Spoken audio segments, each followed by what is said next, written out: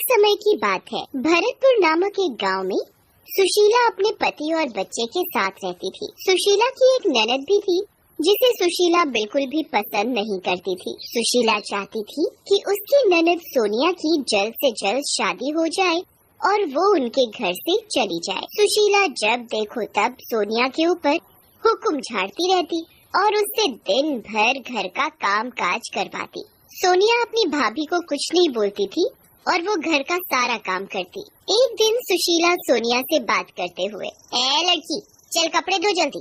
जब देखो खाली बैठी रहती है, तुझे हम इसलिए रोटी नहीं खिलाते, जल्दी उठ और सारे कपड़े धो। बेचारी सोनिया रोते रोते सारे कपड़े धोती है। काश काश मेरी माँ जिंदा होती तो मुझे ये सब काम नहीं करना पड़ता। भाभी तो मुझे हर समय परेशानी करती रहती है, इससे अच्छा तो मैं मर ही जाती। जब शाम होने वाली होती है तो सुशीला फिर शुरू हो जाती है। ओ महारानी, अब आराम ही करती रहेगी या खाना भी बनाएगी? चल जा, जाकर खाना बना। सोनिया रसोई में जाकर खाना बनाने लगती है। जब खाना बनकर तैयार हो जाता है तो वो घर के सब लोगों को खाना खिलाती है। छी, इतना गंदा खाना, इसे तो कोई कुत्ता भी ना खाए। इतने में ही सुशीला खाने की थाली फेंक देती है। ये सब देख सोनिया बड़ी दुखी होती है और अपने कमरे में जाकर रोने लगती है। माँ, आप मुझे यूँ अकेला छोड़कर क्यों चली गई?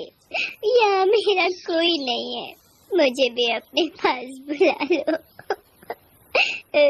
सोनिया को यूँ रोते रोते नींद आ जाती है और वो सो जाती है। और अगली सुबह सोनिया रसोई में काम कर रही होती है।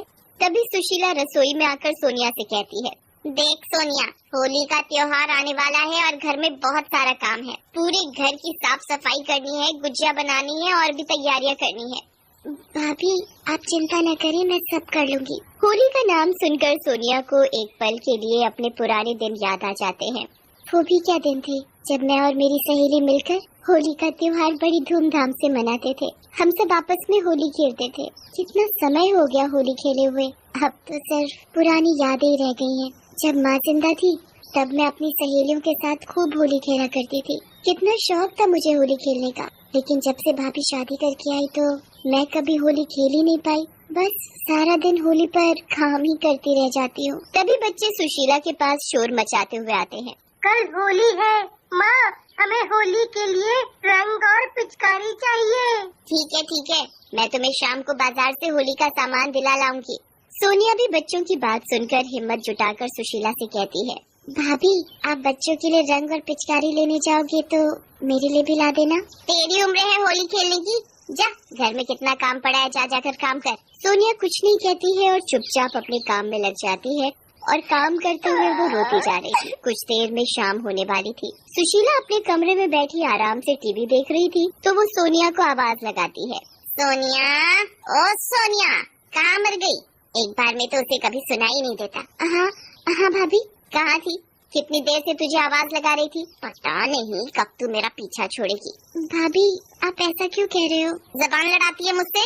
नहीं भाभी, ऐसा नहीं है, मैं तो बस क्या पागल समझा है मुझे? देख, परसों होली है और घर का जितना भी काम है सब खत्म हो जाना चाहिए। मुझे कुछ बहाना नहीं चाहिए, होली की और तैयारी भी करनी है। भाभी, सब हो जाएगा। भाभी, मुझे भी होली खेलनी है, इस बार मुझे भी होली खेलने दो ना। बहुत समय से मैंने होली नहीं खेली है। क्या करेगी तू होली खेलकर? अब तू बड़ी हो गई है, यूँ तेरा होली खेलना अच्छा है क्या? नहीं खेलनी होली। सोनिया मन ही मन बड़ी दुखी होती है और सोचती है, भाभी तो मुझे होली खेलने नहीं देगी। सभी लोग होली खेलते हैं पर मैं क्यों नहीं खेल सकती? काश माँ जिंदा होती तो वो मुझे कभी मना नहीं करती। तभी सुशीला सोनिया से कहती है, मैं बाजार जा रही हूँ, तू घर का ध्यान रखना, कहीं इधर उधर मत चली जाना। सुशीला बाजार से होली का सामान लेने चली जाती है और सोनिया फिर अपने काम में लग जाती है। काम करते करते उसकी आंख लग जाती है और वो सो जाती है। तभी सुशीला भी बाजार से होली का सामान लेकर आ जाती है। उसे सोता देख सुशीला का पारा 7वें आसमान पर चढ़ जाता है। ओ महारानी, तू काम कर रही थी या सो रही थी? वो भाभी, पता ही नहीं चला कब आंख लग गई और मुझे नींद आ गई। सुशीला सोनिया को खूब खरी खोटी सुनाती है और अपने कमरे में चली जाती है। सोनिया अपनी भाभी के ताने सुन सुन कर तंग आ गई थी। रात भी बहुत हो चुकी थी। जब घर के सभी लोग सोए हुए थे तो सोनिया घर से निकल जाती है। ये रोज रोज के ताने सुन सुन कर मैं थक गई हूँ। इससे अच्छा तो ये है कि मैं मर ही जाऊँ। सोनिया रोते रोते एक नदी के पास जाती है और उसमें कूद जाती है। जिस नदी में सोनिया कूदती है उसी नदी में एक चुड़ैल होती है और वो सोनिया को बचा लेती है और उससे पूछती है, तुम नदी में क्यों कूदी? तुम तो चुड़ैल हो। डरो नहीं, मैं तुम्हें कुछ नहीं करूँगी। पर तुम तो चुड़ैल हो और तुम हो कौन? मेरा नाम रागिनी है। सब चुड़ैल एक जैसी नहीं होती। मुझे बताओ क्या बात है जो तुम अपनी जान देने चली थी? जब से मेरी भाभी आई है उसने मुझे कभी होली नहीं खेलने दी और वो मुझे बहुत परेशान करती है। फिर सोनिया चुड़ैल को सारी बात बताती है। होली होली तो मुझे भी बहुत पसंद है, पर जब से मैं चुड़ैल बनी हूँ ना, मैंने भी होली नहीं खेली। पर तुम चिंता मत करो, इस बार तुम होली जरूर खेलोगी। पर कैसे? वो तुम मुझ पर छोड़ दो। क्या तुम मुझे भी अपने साथ होली खिलाओगी? हाँ जरूर, और हम दोनों मिलकर होली खेलेंगे। पर तुम तो चुड़ैल हो। मैं अपना कोई भी रूप बदल सकती हूँ और किसी को पता भी नहीं चलेगा, और मैं तुम्हारे साथ तुम्हारे घर में ही रहूंगी। चलो अब तुम्हारे घर चलते हैं। सोनिया और चुड़ैल घर चले जाते हैं और घर जाकर दोनों चुपचाप सो जाते हैं। और अगली सुबह होली का दिन भी आ जाता है। सभी लोग अपने घरों में होली का जश्न बड़े धूमधाम से मना रहे थे। कोई पकवान बना रहा था तो कोई एक दूसरे को गुलाल लगा रहा था। सभी लोग एक दूसरे के साथ होली खेल रहे थे। तभी सुशीला भी सोनिया को आवाज लगाती है। अरे ओ सोनिया, अब सोती ही रहेगी? आज होली का त्योहार है और कितना काम पड़ा है। चल जल्दी उठ और काम कर। मैं नहाने जा रही हूँ। घर में पड़ोसी भी आने वाले होंगे होली खेलने के लिए। हाँ भाभी, अभी करती हूँ सारा काम। चुड़ैल ये सब देख रही होती है तो उसे बड़ा गुस्सा आता है। सुशीला नहाने चली जाती है तो चुड़ैल अपने जादू से घर का सारा काम चुटकियों में कर देती है। ये देखकर सोनिया हैरान होती है और खुश भी। सोनिया चुड़ैल का धन्यवाद करती है। इतने में ही सुशीला नहा कर आती है तो देखती है कि घर का सारा काम हुआ पड़ा है। वो घर का सारा काम हुआ देख हैरान होती है। तूने इतनी जल्दी सारा काम कर लिया कैसे? कोई भूत प्रेत करके गया है क्या? नहीं भाभी, मैंने ही घर का सारा काम किया है। सुशीला को तो जैसे विश्वास ही नहीं हो रहा था कि सोनिया ने इतनी जल्दी कैसे कर दिया। तभी सोनिया सुशीला से कहती है, भाभी मैंने काम भी कर दिया, मैं होली खेलने जाऊँ? नहीं, मैंने मना किया है ना, तुझे होली नहीं खेलनी।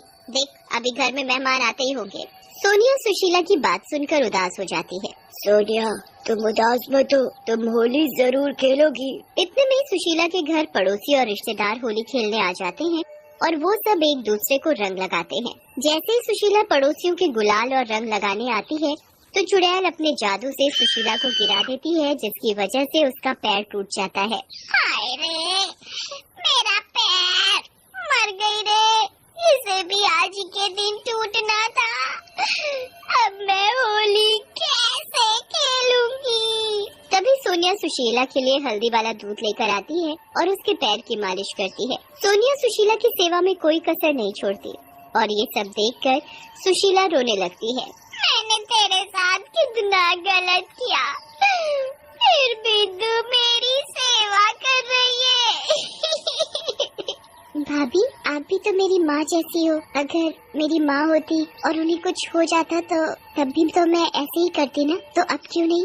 तभी सुशीला का पति और उसके घर आए सभी पड़ोसी और रिश्तेदार सुशीला से कहते हैं, देखा सुशीला, तुमने तो कभी सोनिया की कदर ही नहीं की और इसने तुम्हें हमेशा अपनी माँ जैसा समझा।